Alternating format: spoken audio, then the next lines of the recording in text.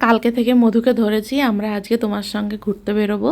সকালবেলা ও যাবে তাইওয়ানের ইমিগ্রেশন অফিসে, আর আমরা তাড়াতাড়ি করে চান টান করে মামাকে রেডি করে খেয়ে দিয়ে বেরিয়ে পড়েছি।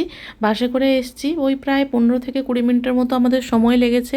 তাড়াতাড়ি পৌঁছে গেছি। সকাল সকাল সকালে এলে ভিড়টা কম হয় আর আমাদের কাজগুলো একটু তাড়াতাড়ি হয়ে যাবে।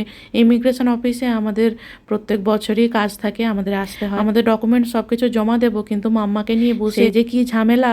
ও যে এত দুরন্ত হয়ে গেছে, এতটা বড় হয়ে গেছে, এখন 20 মাস বয়স, আর এত দুরন্ত ছোটাছুটি করে, ওকে ধরে রাখাই খুব মুশকিল। আমরা সমস্ত ডকুমেন্টস একদম রেডি করেই এনেছিলাম, শুধু আমাদের যখন সিরিয়াল আসবে তখন কাগজটা জমা দিলে আর কিছু কাজ রয়েছে সেগুলো ব্যাস ফর্মালিটিগুলো পূরণ করলেই আমাদের হয়ে যাবে। আর এদিকে মাম্মা শুরু করেছে ওর বিভিন্ন রকমের কারসাজি, এদিক ওদিক ছোটাছুটি করছে। একবার তো জুস নিয়ে এলাম ভেন্ডিং মেশিন থেকে, জুস টুস খেয়ে দে এখন ও আবার শুরু করেছে ওর কাজকর্ম। তারপরে ওকে আবার নিয়ে গেলাম নেবো বলে, আর একটা জুস নেব। অনেকটা গরম পড়েছে, বাইরে তো প্রচণ্ড গরম, এই সকালবেলা রোদের তাপে মানে একটু সময় দাঁড়ানো যায় না।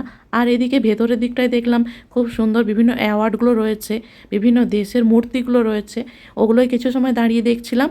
তারপরে ওর বাবাও সমস্ত কাজ কমপ্লিট করলো। ওর বাবার কাজ হয়ে যাওয়ার পর তারপরে আমরা এই বেরোলাম বাসে করে। এরপর আমরা যাব হসপিটালে।